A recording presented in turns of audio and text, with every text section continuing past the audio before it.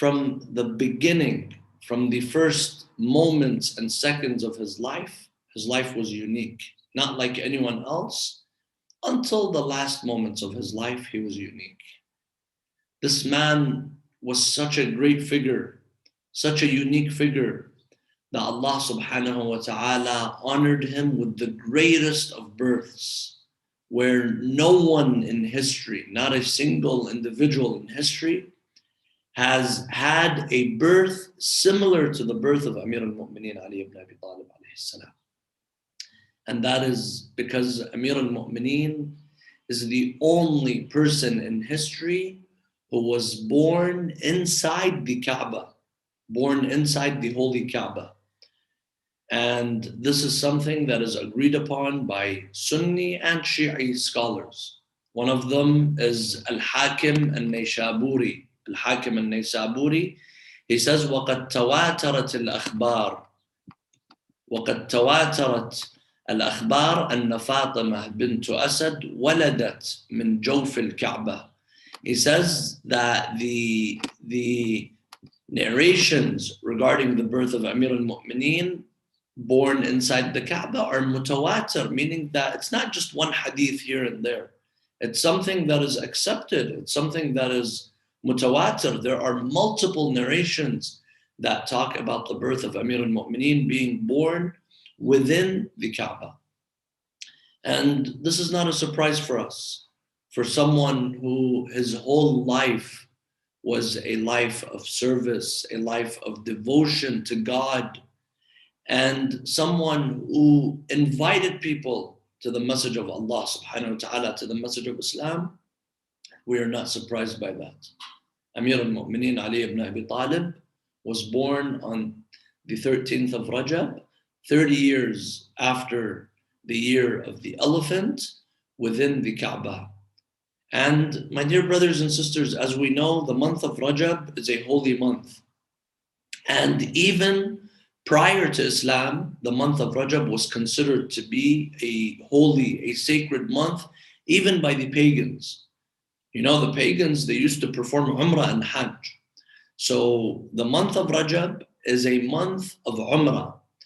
And even the non-Muslims before, they used to come and they used to visit the sacred Kaaba, except that the Kaaba had, you know, they were, a lot of them were idol worshippers, but they still used to come and visit the Kaaba.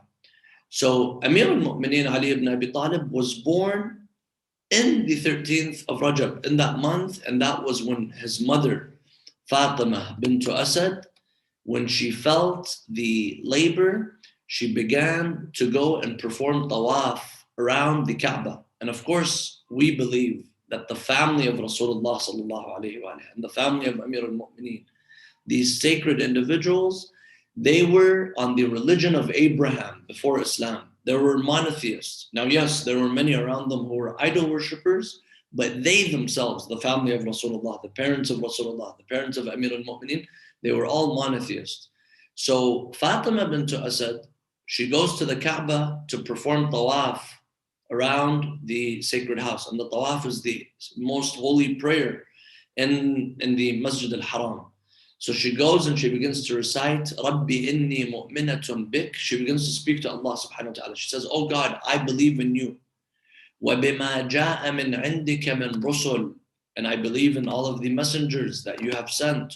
وَكُتُب, and the books, وَإِنِّي مُصَدِّقَةٌ بِكَلَامِ جَدِّي إِبْرَاهِيمَ الْخَلِيلَ عَلَيْهِ السَّلَامِ. And I accept the words of Ibrahim al-Khalil alayhi salam, وَأَنَّهُ بَنَى الْبَيْتِ الْعَتِيقِ. And he is the one who built the sacred Kaaba. فَبِحَقِّ الَّذِي بَنَى هَذَا الْبَيْتِ وَبِحَقِّ الْمَوْلُودِ الَّذِي فِي بَطْنِي لَمَا يَسَّرْتَ عَلَيَّ وُلَادَتِي. So I ask you, by the one who built the sacred house, and by the right of the one who's in my womb, make my birth an easy birth. This is something that all mothers, they're worried about, the moment of birth. They're worried about the difficulties, the challenges that, you know, the body will go through. So Fatima bint Asad, naturally, she's praying, she's asking Allah subhanahu wa ta'ala to give her ease. While she's doing the tawaf, And as soon as she finishes the dua, the walls of the Kaaba split open.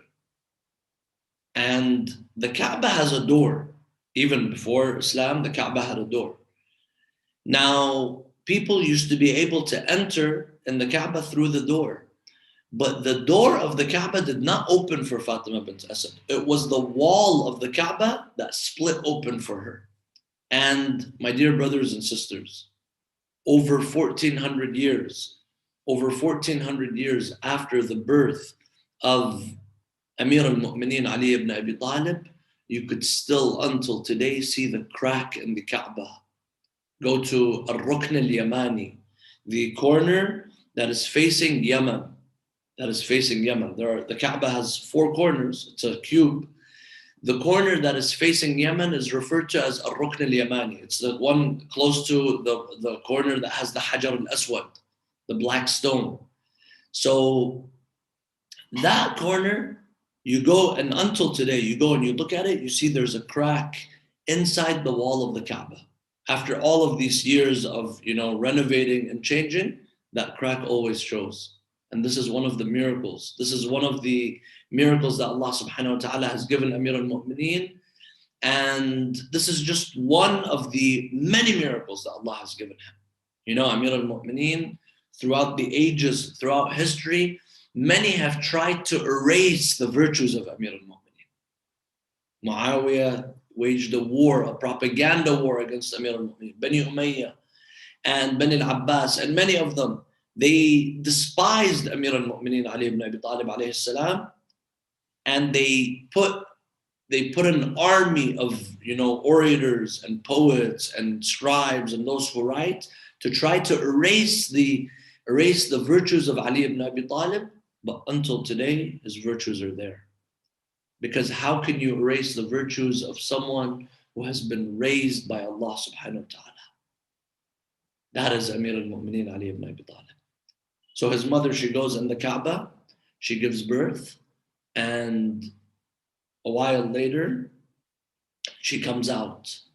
She comes out of the Kaaba and everyone is waiting. And of course, the Kaaba at that time was not just an empty place, just a lady going and doing tawaf. It was packed. It was Umrah season. So there were a lot of people there and a lot of people witnessed that miracle. So she goes in. When she comes out, everyone's anticipating. Everyone's waiting. What's going on? They see a lady. She comes out. And that lady is the Honorable Fatima bint Asad, the mother of Amir al-Mu'mineen. Her name is Fatima bint Asad. She comes out and she's carrying a baby. So here we see the role of Rasulullah sallallahu alayhi wa alayhi. Rasulullah sallallahu alayhi wa alayhi, he played a major role in the raising of Amir al-Mu'mineen Ali ibn Abi Talib alayhi salam. And Imam Ali alayhi salam talks about this in Nahj al-Balagha. He says, Amir al-Mu'mineen, he says that Rasulullah sallallahu alayhi wa alayhi carried me and took me while I was a newborn baby. And he says, Amir al-Mu'mineen talks about this. He says, وَقَدْ عَلِمْتُمْ مَوْضِعِي مِنْ رَسُولِ اللَّهِ صَلَّى اللَّهُ عَلَيْهِ وَآلِهِ. He tells the Muslims, you all know my position from Rasulullah صلى الله عليه وآله. بِالْقَرَابَةِ الْقَرِيبَةِ وَالْمَنْزِلَةِ الْخَصِيصَةِ وَضَعَنِي فِي حِجْرِهِ وَأَنَا وَلِيدٌ يَضُمُّنِي إِلَى صَدْرِهِ. He says he carried me in his lap while I was a walid. Walid means newborn baby. A baby that has just been born. They call this a walid. He says, وَضَعَنِي فِي صَدْرِهِ وَأَنَا وَلِيدٌ يَضُمُّنِي إِلَى صَدْرِهِ وَيَشُمُّنِي عُرْفَهِ وَيَمُسُّنِي جَسَدَهِ. He says he would bring me close to him where I would feel the warmth of his body and I would smell the scent of Rasulullah sallallahu alayhi wa alayhi. And then he says Rasulullah would feed me. Rasulullah sallallahu alayhi wa alayhi, he would take the food, he would chew it, and then he would place it in the mouth of Amir al-Mu'mineen. That time there was no formula. When a mother or father, they want to feed their babies, they would have to chew the food and then place it in in their kid's mouth because the kids don't have teeth. So that was the way. So he says, this is how Rasulullah sallallahu alayhi wa used to raise me. And here, after the birth, Amir al-Mu'mineen is raised and suckled, of course, by his mother and his father, Abu Talib. He's there. But Rasulullah plays a very important role in the raising of Amir al-Mu'mineen Ali ibn Abi Talib alayhi salam. And that was because Abu Talib had many children and Abu Talib was not well off financially at that time. So Rasulullah sallallahu alayhi wa was 30 years old. He comes to help his uncle Abu Talib because he was also raised by Abu Talib because Rasulullah, his father died when he was, before he was born. He was raised by his grandfather. Once his grandfather died, Abu Talib raised him. So Rasulullah is basically like a son to Abu Talib, the oldest one. So now he is raising Amir al-Mu'mineen Ali ibn Abi Talib. And he tells his uncles, Abbas and Hamza, he tells them, help Abu Talib by sponsoring his children, take in some of his children. So each one took one of them, Ja'far, Aqil, and Ali ibn Abi Talib was raised by Rasulullah sallallahu alayhi wa sallam. He says, I chose Ali ibn Abi Talib because God chose Ali ibn Abi Talib. He told me to raise Ali ibn Abi Talib. And this is what he would do. He began to raise Amir al-Mu'mineen. So Amir al-Mu'mineen, he's born in the Kaaba, and then he's raised by Rasulullah sallallahu alayhi wa sallam. And this is 10 years before the prophethood of Rasulullah, because the year 30, Rasulullah at the age of 40 became, he was commissioned to deliver the message of Islam. So Amir al-Mu'mineen was with the Prophet all the time. Even Amir al-Mu'mineen, he says that I used to see Rasulullah when he goes to the cave, of Hira, he says, I was with the Prophet. He says in Nahj al-Balagha, he says, I was with the Prophet when the revelation was revealed upon Rasulullah sallallahu alayhi wa alayhi. And then he says, and I heard a loud sound. وَسَمِعْتُ رَنَّةَ الشَّيْطَانِ. I heard a sound. I asked Rasulullah, what is the sound? Rasulullah tells me, oh Ali, this is shaitan. He's crying and he has given up hope that he will be worshipped after the message was revealed to Rasulullah sallallahu alayhi wa sallam. After that, Amir al-Mu'mineen was the first supporter of Rasulullah sallallahu alayhi wa sallam. First there was Rasulullah who was raising Amir al-Mu'mineen. Now it was Amir al-Mu'mineen who was defending Rasulullah sallallahu alayhi wa sallam. It was Amir al-Mu'mineen who was supporting Rasulullah. He was the one pushing off the enemies from Rasulullah sallallahu alayhi wa sallam until the night of the Ba'tha, the night of the Hijrah, the night of the migration, where the kuffar, they vowed to kill the Holy Prophet Rasulullah sallallahu alayhi wa sallam. And here it was the role of Amir al-Mu'mineen Ali ibn Abi Talib, who slept in the bed of the Prophet knowing it was going to be attacked. This was one of the first acts of major sacrifice committed, taken out by Amir al-Mu'mineen Ali ibn Abi Talib, where Rasulullah comes to him and he tells him, oh Ali, tonight the mushrikeen, they have conspired and they're going to attack my house. So what should I do? What do you want to do?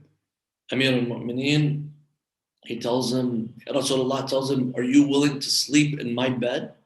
So that Rasulullah escapes and that they feel that there's someone in the house. Amir al-Mu'mineen, he tells him, yes, Ya Rasulullah.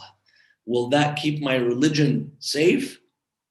He tells him, your religion will be safe. Nothing will happen to your religion and your faith.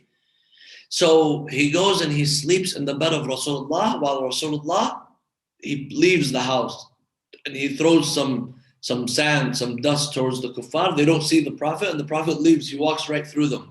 They don't see Rasulullah sallallahu alayhi wa sallam.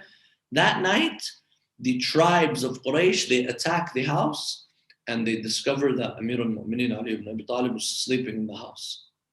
Of course, once they see that it was Amir al-Mu'mineen Ali ibn Abi Talib, they realize that their plan failed and they don't want to kill Imam Ali. That's going to be more blood on their hand at that time because the wars have not taken place yet. They don't see that, Imam Ali alayhi salam has done anything wrong at that point other than just he's believing in Rasulullah sallallahu alayhi wa alayhi. So they don't kill him. and Rasulullah escapes. That night, Allah subhanahu wa ta'ala spoke to the angels, Jibreel and Mikael. Allah subhanahu wa ta'ala tells them, you two angels, I have made you brothers, and I made Rasulullah and Ali ibn Abi Talib brothers. But which one of you, Mikael or Jibreel, are willing to sacrifice your soul and your life for the sake of your brother? No one will do that. But look at Ali ibn Abi Talib. He sacrifices his life for the sake of Rasulullah sallallahu alayhi wa. So for that, go down to earth and protect Ali ibn Abi Talib. So they go, one is by his head and one is by his feet, and they tell him, Man mithluka ya Ali, وَقَدْ بَاهَ اللَّهِ بِهِ مَلَائِكَةُ السَّمَاءِ. Who is like you, O Ali? Where God tells the angels, learn from Ali ibn Abi Talib. Learn from him, be like him. See how he sacrifices his life for the sake of Rasulullah sallallahu alayhi wa. And the verse was revealed, وَمِنَ النَّاسِ مَنْ يَشْرِي نَفْسَهُ ابْتِغَاءَ مَرْضَاتِ اللَّهِ. And from the people, there are individuals who are willing to sacrifice themselves for the sake of Allah subhanahu wa ta'ala. And Amir al-Mu'mineen did that not once, not twice, not 3 times, but hundreds of times. Hundreds of times he offered himself as a sacrifice for the sake of Rasulullah sallallahu alayhi wa. Which one of the Sahaba did such a thing? Which one of the companions came and offered their own life and sacrificed for the sake of Rasulullah sallallahu alayhi wa? Those individuals who came and they took the position of leadership after Rasulullah sallallahu alayhi wa. What did they do? How many times did they sacrifice? Amir al-Mu'mineen, the Laylat al-Mabit, the night of the sleeping, he slept in the bed of the Prophet, knowing he's going to be attacked. On the Hijrah, Amir al-Mu'mineen, he was the one who escorted Fatima al-Zahra, Fatima bint Asad, and another Fatima. He escorted them all the way from Mecca to Medina. And Rasulullah left in front, and Imam Ali left in front of the mushrikeen. They tried to chase him. He took out his sword and he tells them, if anyone gets near me and stops me, then your blood will be drained on the ground. So they said, no, we're not going to mess with him. They let him go. As soon as he goes, Amir al-Mu'mineen Ali ibn Abi Talib, he was the closest to Rasulullah sallallahu alayhi wa. In the battle of Badr, it was Amir al-Mu'mineen who killed half of the mushrikeen. There were 70, about 70 that were killed from the mushrikeen. Half of them were killed by the sword of Amir al-Mu'mineen, and the other half by all of the other 313 Muslims. This was the sacrifice of Amir al-Mu'mineen. In the battle of Uhud, in the battle of Ahzab, in the battle of Khandaq, and in Hunayn, in all of these difficult moments, it was Amir al-Mu'mineen who was with Rasulullah sallallahu alayhi wa. But my dear brothers and sisters, Imam Ali is not only in battle and war. A lot of times when we sit and we talk about Amir al-Mu'mineen, that's all we talk about. No, Amir al-Mu'mineen, he was the strongest and the fiercest defender of the Prophet, but he was a believer in the message of the Prophet. And he was connected with the Prophet. And that means that he was connected with Allah subhanahu wa ta'ala. When you go and you look at the spirituality of Amir al-Mu'mineen, you will see that none of the Muslims, none of the Sahaba, they had attained that level of spirituality that Amir al-Mu'mineen had. Not a single one of them. Go and read Dua Kumail. Go and read Dua Sabah. Go and read the Munajat of Amir al-Mu'mineen Ali ibn Abi Talib. He was a man who was devoted to Allah subhanahu wa ta'ala. This is why the poet, when he describes Amir al-Mu'mineen, he says, هو البكاء في المحراب ليلا هو الضحاك إذا اشتد الحراب علي الدر والذهب المصفى وباقي الناس كلهم تراب. He is the same one. He is the same one who's crying at night in the mihrab, praying to God, while at the same time he is the one who's laughing in the face of death, in the face of the enemies. He's smiling.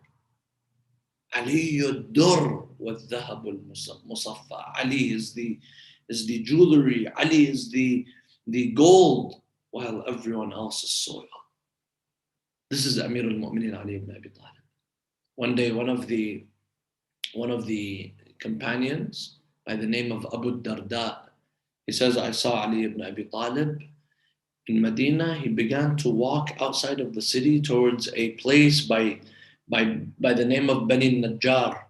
He went towards palm trees areas. At that time, cities were small. You walk a little bit out and that's it. You're separated from the city. So I saw him walking out. I was surprised. Where's Ali ibn Abi Talib going at night? So he says, once he went, I began to hear a sound of a cry, a munajat, a supplication. Ilahi. He begins to speak to Allah subhanahu wa ta'ala. He says, very beautiful munajat. And then suddenly he says, I saw that it stopped. He became quiet. So he says, Ali ibn Abi Talib is probably asleep. Once it's time for Fajr, I'm going to come and wake him up. So he says, when it became a little bit before Fajr, he says, I went to wake up Ali ibn Abi Talib. I saw that his body was stiff and it seemed like it was cold. So he said, Inna lillahi wa inna ilayhi raji'un. Ali ibn Abi Talib died from the fear of God, from his munajat, from his supplication. So he says, I go to his house, I knock on the door. Fatima al-Zahra opens the door. I tell her, your husband passed away from his munajat, from his supplication. He says, she tells me, oh Abu Darda, this happens to Ali ibn Abi Talib every night out of the fear of Allah subhanahu wa ta'ala. This is Amir al-Mu'mineen. This was his closeness to Allah subhanahu wa ta'ala. So he goes and he sprinkles water over the face of Amir al-Mu'mineen. He opens his eyes and Amir al-Mu'mineen, he tells Amir al-Mu'mineen, oh Ali, what are you doing? And then Amir al-Mu'mineen, he tells him, what do you mean what I'm doing? I'm preparing myself for the day I stand in front of Allah subhanahu wa ta'ala, where I'm going to be held accountable and there are angels dragging the mujrameen, dragging the oppressors to the hellfire. So this is what I'm doing.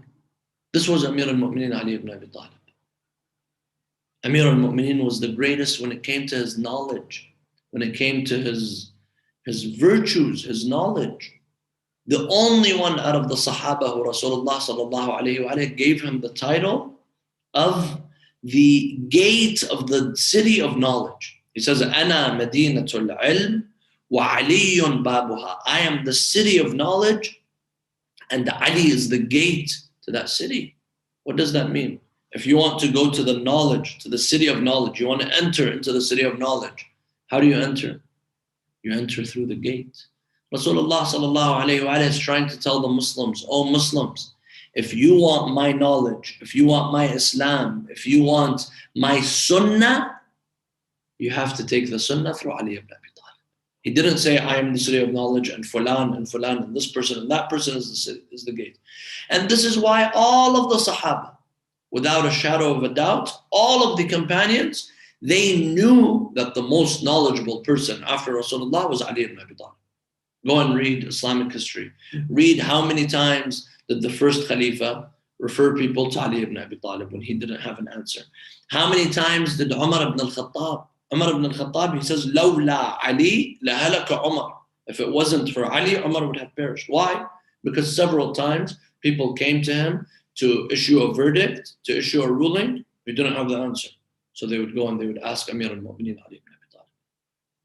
So my dear brothers and sisters, when it comes to leadership after Rasulullah sallallahu alayhi wa alayhi, the person who's a leader must be a qualified leader, must be someone who has the credentials to become a leader. Not anyone could come and become a leader. Today, some people, they have the concept, the idea that anyone who comes and sits on a throne, anyone who comes and leads the prayer, anyone who comes and has a position of power, this person becomes the representative of Rasulullah sallallahu alaihi wasallam. That's not the case.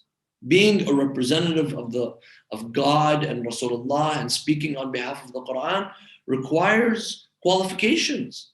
Otherwise, you have Islam like ISIS. ISIS, they came and they issued, their leader came out, Abu Bakr al-Baghdadi, and he says, I am the Khalifa of Rasulullah. I am the vicegerent. I represent Rasulullah sallallahu alaihi wasallam. Let him say it as much as he wants. He does not represent Islam. He does not represent Rasulullah sallallahu alaihi wasallam. And this same argument, we say it to all of the others who came and took position of leadership after Rasulullah sallallahu alaihi wasallam without being appointed. The position of leadership, the position of divine representation requires appointment, requires the person to be appointed by Allah. Did the people vote for the prophets or did God choose the prophets? Ya Dawood, inna ja'alnaka khalifa. Inni ja'alun fil ardi khalifa. The word ja'al is used, meaning that anytime someone who's a representative of God, God is the one who appointed this person. Did the people vote for Rasulullah to be a prophet, or did God appoint Rasulullah?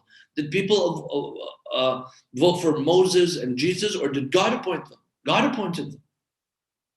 Similarly, with the one who is a Khalifa of Rasulullah sallallahu alaihi wasallam must be appointed by Rasulullah, by God through Rasulullah sallallahu alaihi wasallam.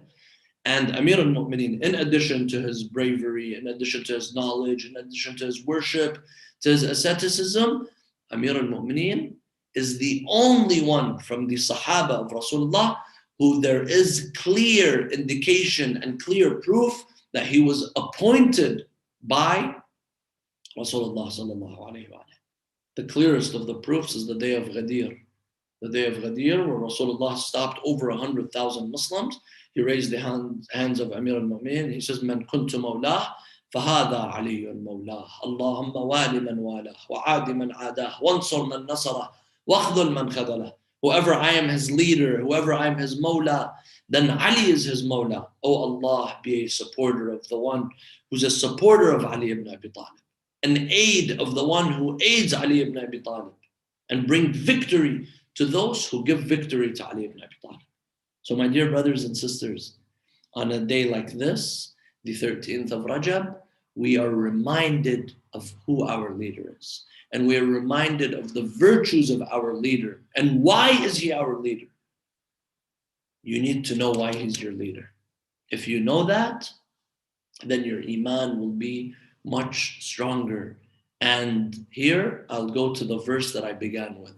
In Surah Al-Bayyinah, chapter 98 in the Quran, إِنَّ الَّذِينَ آمَنُوا وَعَمِلُوا الصَّالِحَاتِ أُولَٰئِكَ هُمْ خَيْرُ الْبَرِيَّةِ. Allah says, those who have iman and they do good deeds, they are the best of creation.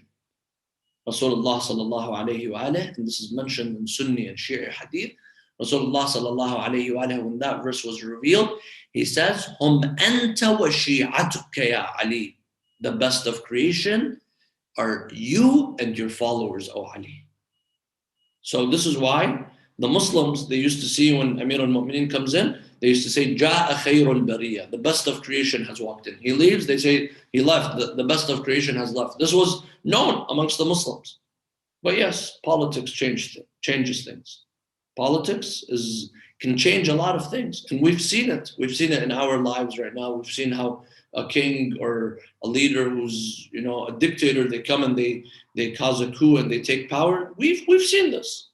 This also happened with Amir al-Mu'mineen, Ali ibn Abi Talib alayhi salam. But we need to hold on to be sincere and true followers of Amir al-Mu'mineen. Ask Allah subhanahu wa ta'ala during these days, in the month of Rajab, to make you from the sincere followers of Amir al-Mu'mineen, Ali ibn Abi Talib. My dear brothers and sisters, once again, I will pray for all of you here in Karbala, when I go and visit Amir al-Mu'mineen, when I visited the Imams in Qazwini and Samarra, I prayed for all of you, and I ask Allah subhanahu wa ta'ala to grant you all the opportunity to come and visit the Imams of the Ahlul Bayt.